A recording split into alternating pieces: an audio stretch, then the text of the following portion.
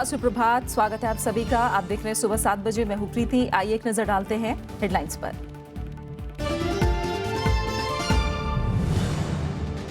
असम की 61 और पश्चिम बंगाल की 31 सीटों पर वोटिंग शुरू। मतदान केंद्रों पर भारी भीड़।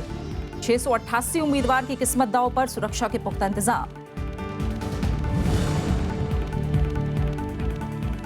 तमिलनाडु के लिए डीएमके का घोषणा पत्र जारी। पूर्ण शराबबंदी और लोकायुक्त के गठन का वादा।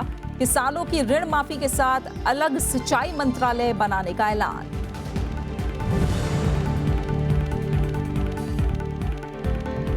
कोल्लम में प्रधानमंत्री ने घटनास्थल का लिया जायजा। राज्य सरकार को पूरी सहायता का भरोसा। दोषियों के खिलाफ तत्काल कार्रवाई के लिए सोनिया गांधी ने मुख्यमंत्री को लिखी चिट्ठी।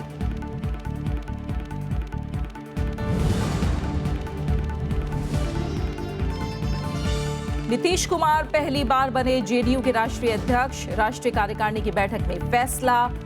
शरद यादव ने सौंपा इस्तीफा।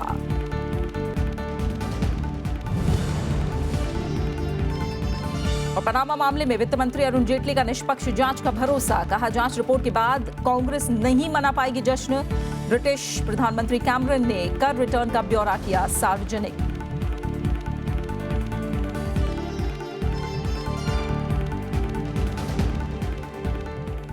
और सबसे पहले बात करेंगे विधानसभा चुनाव की। असम की 61 और पश्चिम बंगाल की 31 सीटों के लिए मतदान शुरू हो चुका है।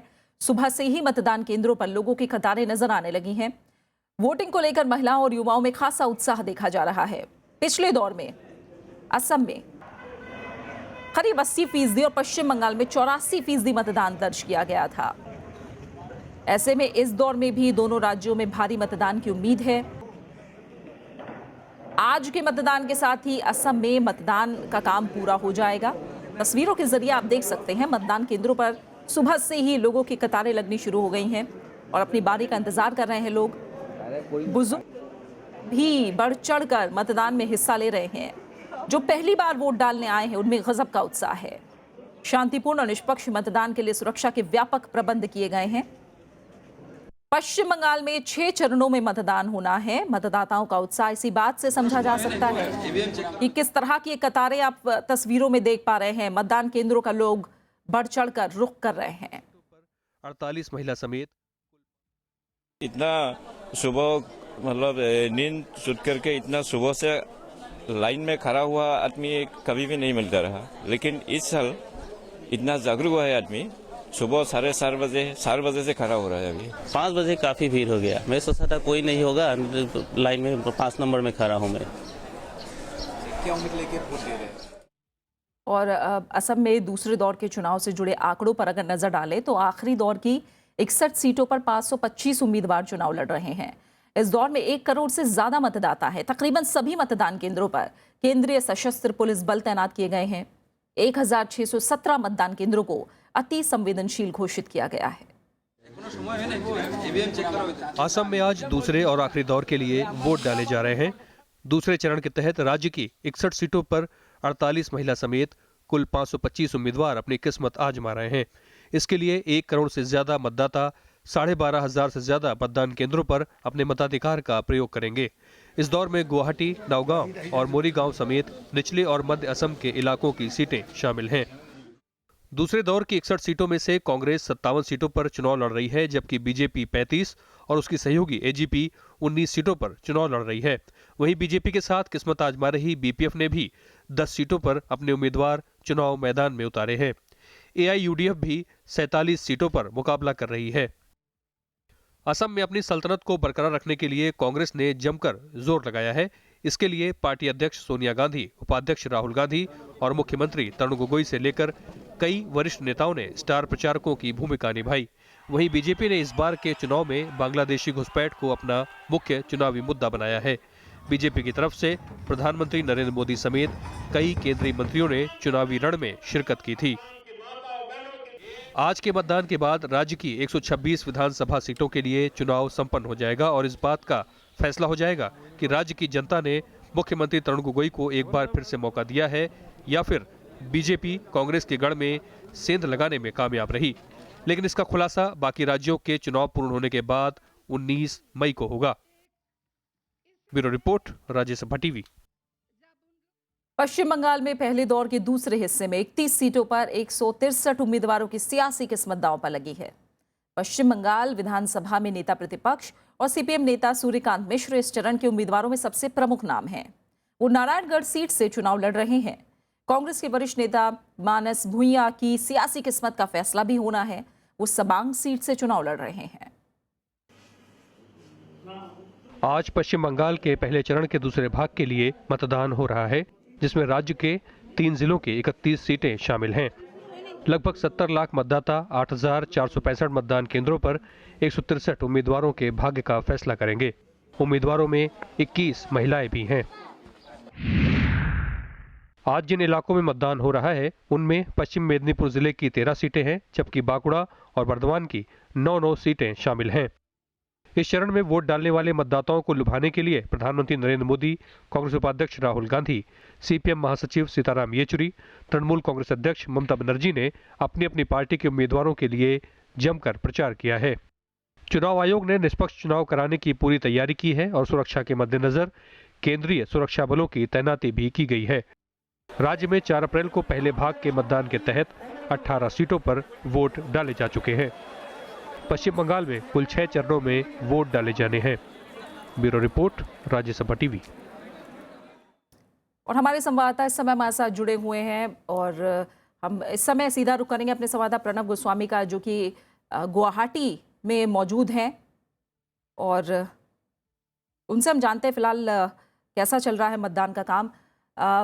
प्रणव, हम देख रहे हैं सुबह से जो तस्वीरें मिल रही हैं वो काफ़ी अच्छी तस्वीरें हैं। कई कई जगह 4-4 बजे से लोग खड़े हुए हैं। किस तरह की तस्वीर आप देख पा रहे हैं, किस तरह का उत्साह?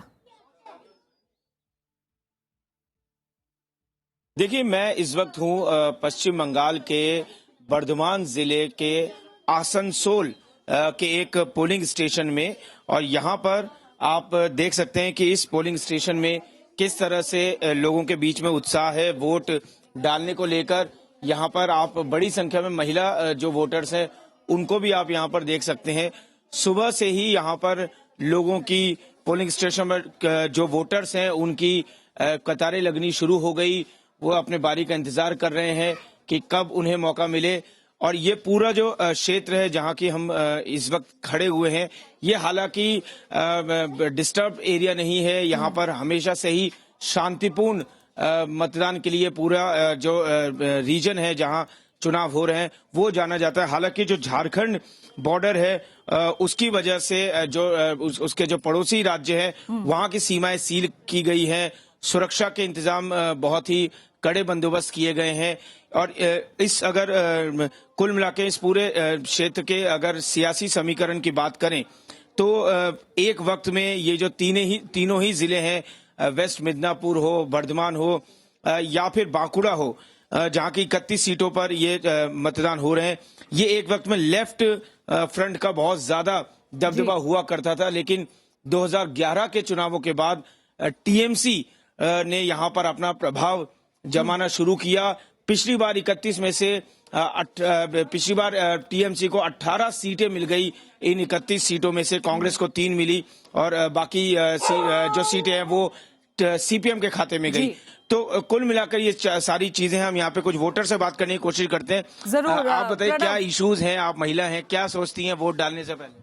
वोट डालने से बिल्कुल मतदाताओं से बात करेंगे।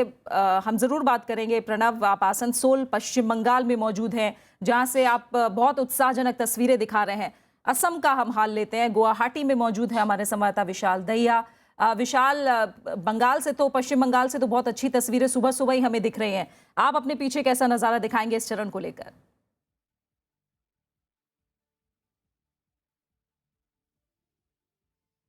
प्रीति, इसी नज़ारे से शुरुआत करते हैं। मैं आपको दिखाता हूं पीछे, हालांकि इसे कैपिटल सिटी कहा जाता है और ख़ासतौर पे देखने में यह आया है कि जो शहरी इलाके होते हैं वहां जो मत प्रतिशत है वो कभी कम देखा जाता है। सुबह जो कतार होती है वो थोड़ी सी कम होती है, लेकिन यहाँ गुवाहाटी में खासतौर पे इस वक्त दिसपुर विधानसभा सीट के एक पोलिंग बूथ पर हम मौजूद हैं। आप देख पा रहे हैं जिस तरह से काफ़ी लंबी कतारें यहाँ हैं।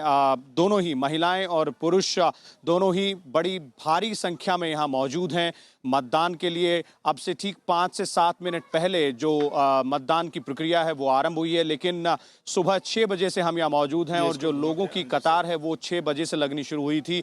बनिस्बत इसके बावजूद इसके कि ये जो इलाका है उसे अर्बन सीट कहा जाता है, यानी कि ये शहरी इलाका है, लेकिन जो लोग हैं वो उत्साहित हैं अपने मताधिकार का प्रयोग करने के लिए। और अगर मत प्रतिशत की तरफ थोड़ा सा ध्यान दें, थोड़ी सी नजर डालें तो पहले चरण के मतदान में जिस तरह से बढ़ोतरी दिखाई दी है मत प्रतिशत में, उसी के आधार पर आकलन इस बात का लगाया जा रहा है कि जो दूसरे चरण का मतदान है उसमें भी काफी भारी संख्या में मतदाता बाहर निकल कर आएंगे, अपने मताधिकार का प्रयोग करेंगे। तो उम्मीद है, और जिस तरह की लंबी कतार है उस हिसाब से लगता है कि शाम होते होते जब मतदान का समय समाप्त होगा तो लोग भारी संख्या में बाहर निकलकर अपने मताधिकार का प्रयोग कर चुके होंगे। एक बार फिर पिछले सभी रिकॉर्ड मतदाता तोड़ते नजर आएंगे वोटिंग के दौरान।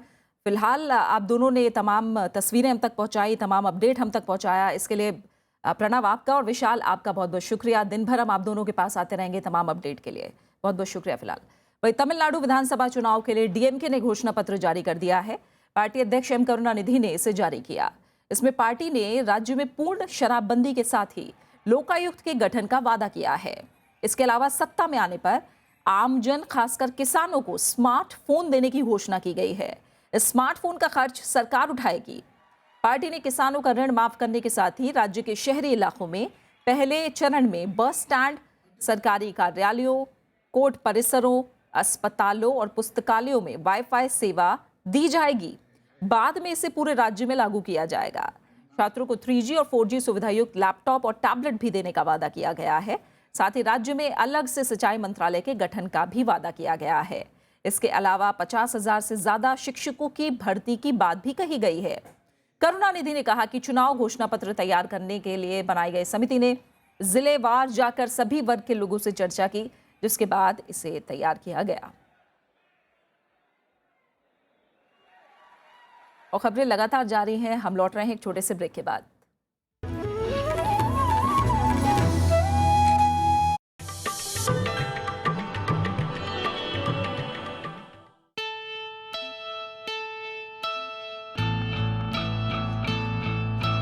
लद्दाख का चुंबकीय पहाड़, लेह से करीब 30 किलोमीटर दूर, लोहे से बनी हर चीज को अपनी ओर खींचता है ये पहाड़। फिर चाहे वो हवाई जहाज हो या फिर कार, काफी ऊंचाई तक है पहाड़ की चुंबक का असर, इसीलिए दूर ही उड़ान भरते हैं जहाज। पूरी दुनिया में मशहूर है ये कहानी। इस अजब मैग्नेटिक क्षेत्र को महसूस करने हर साल यहाँ आते हैं हजारों सैलानी।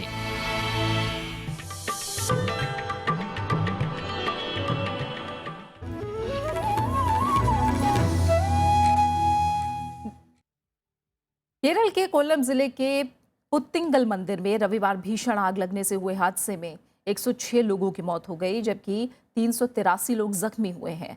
हादसे के बाद प्रधानमंत्री नरेंद्र मोदी, कांग्रेस उपाध्यक्ष राहुल गांधी ने कोल्लम का दौरा करके हालात का जायजा लिया। केंद्र ने राज्य सरकार को हर मुमकिन मदद का भरोसा दिया है। केरल सरकार ने हादसे की न्यायिक जांच के आदेश दे दिए हैं।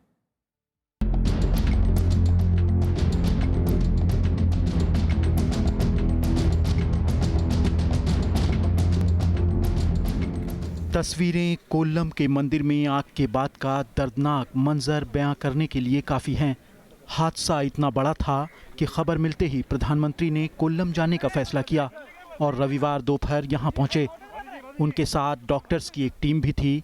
उन्होंने मंदिर का दौरा किया, जख्मी लोगों से अस्पताल में बात की, साथ ही केरल के मुख्यमंत्री को मदद का भरोसा भी दिया। मैंने मुख्यमंत्री जी को कहा है कि जो सीरियस पेशेंट है, अगर उनको मुंबई, दिल्ली कहीं पर भी शिफ्ट करना होगा तो भारत सरकार तुरंत व्यवस्था करेगी। भारत सरकार पूरी तरह इस संकट की घड़ी में केरल के साथ है, दुखी परिवारों के साथ है। कांग्रेस उपाध्यक्ष राहुल गांधी भी पार्टी के वरिष्ठ नेताओं के साथ कोल्लम पहुंचे। राहत और बचाव में तेजी से काम करने के लिए केरल सरकार की तारीफ की और पार्टी की तरफ से हर मुमकिन मदद की बात कही। As far as the state government is concerned and Chandiji and others are concerned, we will do whatever is possible. If there's something that is required to be raised in Parliament at the central level, we'll do that also. Congress अध्यक्ष सोनिया गांधी ने मुख्यमंत्री Oman Chandy को पत्र लिखकर बिना किसी देरी के मामले के दोषियों के खिलाफ कार्रवाई सुनिश्चित करने को कहा। केरल सरकार ने हादसे की न्यायिक जांच के आदेश दे दिए हैं। ये जांच हाईकोर्ट के रिटायर्ड न्यायाधीश करेंगे। राज्य पुलिस की अपराध शाखा भी इस मामले की जांच करेगी। मुख्यमंत्री ने सभी घायलों को बेहतर इलाज मुहैया कराने का भरोसा भी दिलाया। We are making all our efforts to give the best medical treatment to all the 383 persons. Detail जांच के लिए हमने ऑर्डर किए हैं। जुडिशियल प्रोब की आज डिसीजन हुआ है और इधर जब पुलिस ने ये केस रजिस्टर करके इसको क्राइम ब्रांच में ट्रांसफर भी किया है। उधर केरल पुलिस ने हादसे को लेकर मुकदमा दर्ज कर लिया है। मंजूर सीमा से ज्यादा पटाखे जमा करने के आरोप में पुलिस ने एक व्यक्ति को नामजद भी किया है। केरल के मुख्यमंत्री ने मृतकों के परिजनों को 10 लाख रुपए और गंभीर रूप से घायलों को 2-2 लाख रुपए की मुआवजा राशि देने का ऐलान किया है।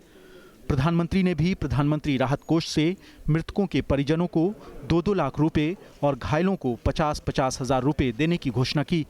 रविंद्र सिंह शोरान, राज्यसभा टीवी, कोल्लम। बिहार के मुख्यमंत्री नीतीश कुमार जेडीयू के नए अध्यक्ष चुन लिए गए हैं। रविवार को संसद परिसर में हुई पार्टी की राष्ट्रीय कार्यकारिणी की बैठक में यह फैसला लिया गया। इससे पहले शरद यादव ने जेडीयू अध्यक्ष पद से इस्तीफा दे दिया था।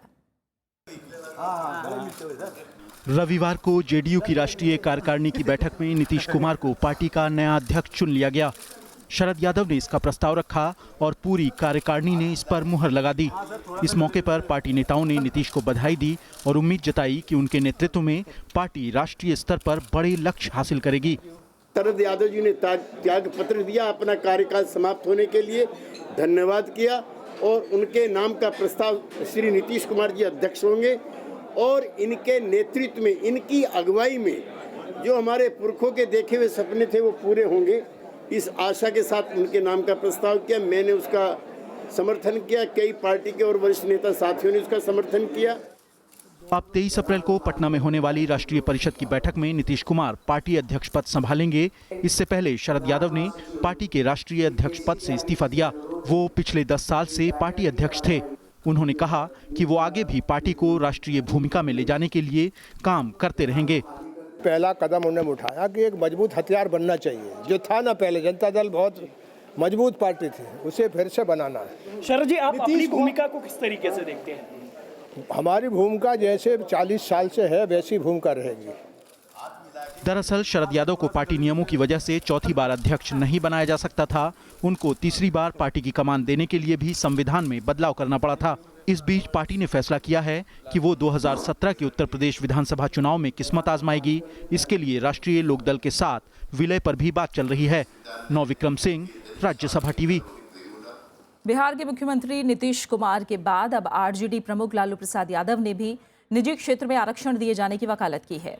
पटना में पत्रकारों से बातचीत के दौरान लालू प्रसाद यादव ने कहा कि शुरू से वो संघर्ष करते रहे हैं कि निजी क्षेत्रों में भी आरक्षण को लागू किया जाए। उन्होंने कहा कि नौकरी की संभावना सबसे ज्यादा निजी क्षेत्र में है, इस वजह से निजी क्षेत्र में भी आरक्षण मिलना चाहिए। शनिवार को नीतीश कुमार ने कहा था कि मौजूदा हालात को देखते हुए 50% के आरक्षण के प्रावधान को संविधान संशोधन करके बढ़ाया जाना चाहिए और निजी क्षेत्र में भी आरक्षण लागू होना चाहिए। केंद्र सरकार ने उत्तर प्रदेश के बुंदेलखंड में सूखे से जूझ रहे किसानों की राहत के लिए 1304 करोड़ रुपए की सहायता दी है। राज्य सरकार को कहा गया है कि ये राशि किसानों के बैंक खातों में 1 हफ्ते के भीतर पहुंच जानी चाहिए।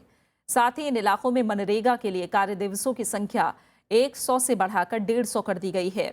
गृह मंत्री राजनाथ सिंह की अध्यक्षता में दिल्ली में हुई उच्च स्तरीय समिति की बैठक में ये फैसला लिया गया। ये बैठक प्रधानमंत्री के उस निर्देश के तहत हुई जिसमें बुंदेलखंड, विदर्भ और मराठवाड़ा में सूखे की स्थिति की उच्च स्तरीय समीक्षा करने को कहा गया था। बैठक के दौरान उत्तर प्रदेश के मुख्य सचिव ने बताया कि बुंदेलखंड के महोबा, चित्रकूट और बांदा जिलों में पीने का पानी मुहैया कराने के लिए व्यापक योजना तैयार है। उन्होंने आश्वासन दिया कि क्षेत्र में सभी लोगों को पेयजल उपलब्ध करा दिया जाएगा।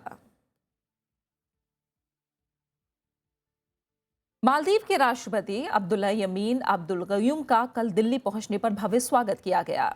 2 दिवसीय इस यात्रा के दौरान वो प्रधानमंत्री नरेंद्र मोदी से मुलाकात करके कई मसलों पर चर्चा करेंगे। गयूम के आधिकारिक प्रतिनिधिमंडल में विदेश मंत्री दुनिया मौमून, मत्स्य और कृषि मंत्री मोहम्मद शैनी और वहां की संसद के 3 सदस्य शामिल हैं। गयूम का राष्ट्रपति प्रणब मुखर्जी से मुलाकात का भी कार्यक्रम है। मालदीव IS जैसे आतंकवादी संगठनों के जरिए अपने नागरिकों को प्रभावित किए जाने से परेशान है और वो द्विपक्षीय आतंकवाद विरोधी तंत्र की स्थापना के लिए भारत के साथ बातचीत का इच्छुक है।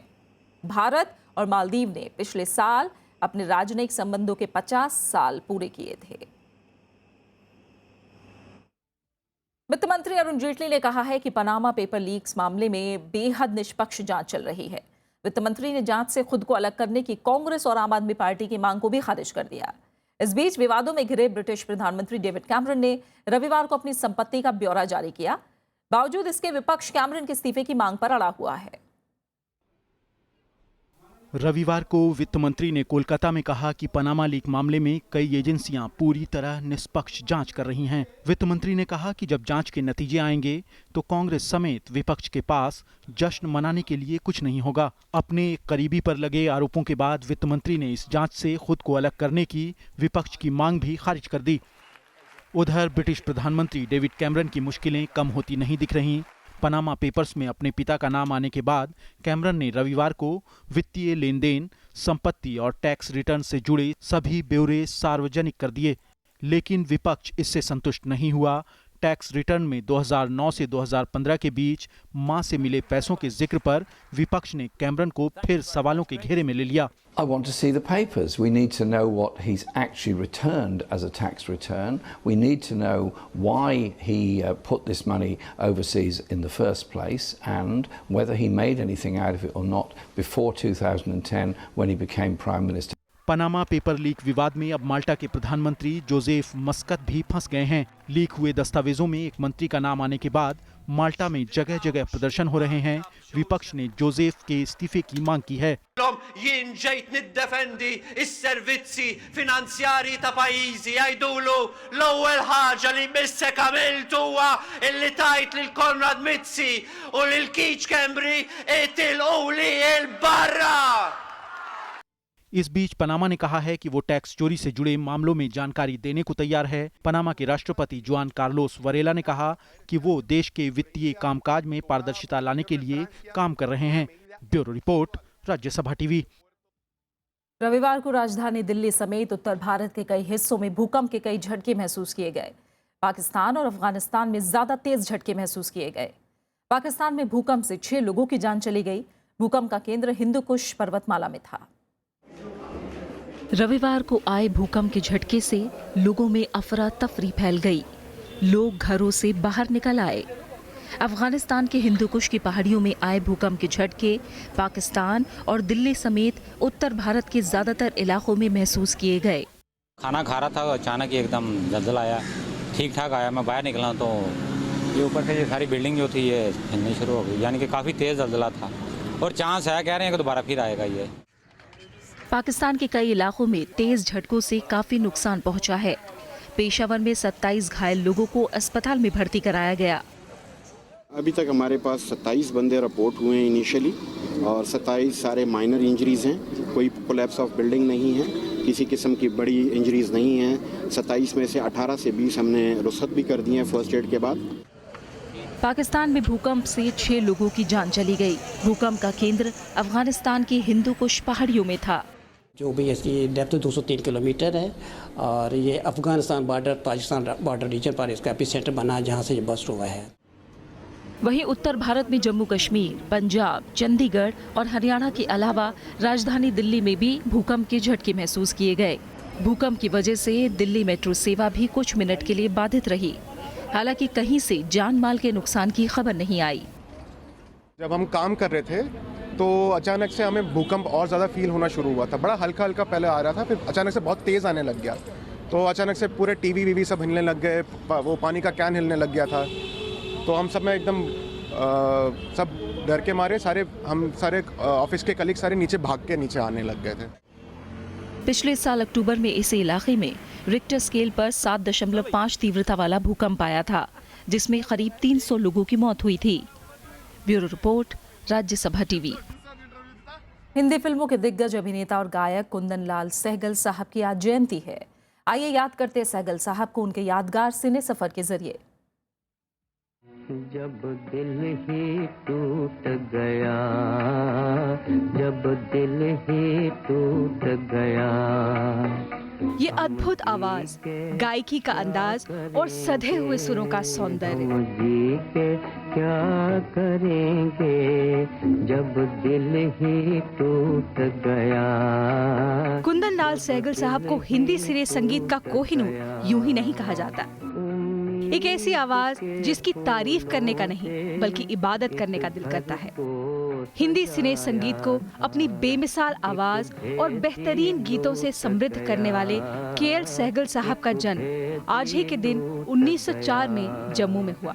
हम जी के क्या करेंगे, हम जी के क्या करेंगे जब दिल ही टूट गया।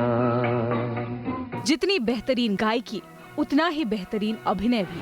प्रकाश, क्या ये सब ठीक है? ठीक, मैं बिल्कुल ठीक कहता हूँ दीनू भाई। ठीक, लो मेरे पाँव की मिट्टी लो। 1932 में जिंदा लाश से अपने फिल्मी सफर की शुरुआत करने वाले सहगल साहब ने देवदास, मिर्जा गालिब, तानसेन, शाहजहां, स्ट्रीट सिंगर दुश्मन, रूपलेखा जैसी कई बेहतरीन फिल्मों में अभिनय किया। एक बंगला बने न्यारा, एक बंगला बने न्यारा, रहे कौन बाज सुने सारा, एक बंगला बने न्यारा। उस दौर में प्लेबैक सिंगिंग का चलन नहीं था। ऐसे में अभिनेता गीत खुद ही गाते थे। ऐसे में के.एल. सहगल साहब के अभिनय और गायकी दोनों ही अंदाज उभर कर सामने आए। 42 साल की उम्र में 18 जनवरी 1947 को सहगल साहब ने हमेशा के लिए दुनिया को अलविदा कह दिया।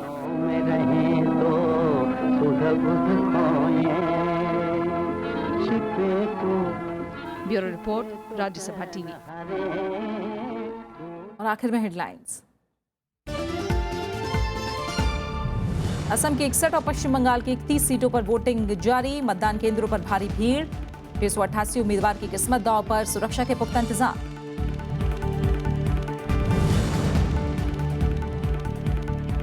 तमिलनाडु के लिए डीएमके का घोषणा पत्र जारी। पूर्ण शराबबंदी और लोकायुक्त के गठन का वादा। किसानों की ऋण माफी के साथ अलग सिंचाई मंत्रालय बनाने का ऐलान।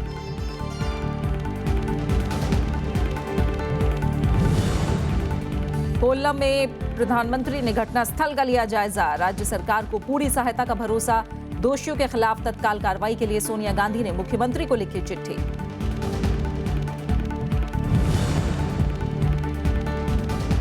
नीतीश कुमार पहली बार बने जेडीयू के राष्ट्रीय अध्यक्ष। राष्ट्रीय कार्यकारिणी की बैठक में फैसला। शरद यादव ने सौंपा इस्तीफा।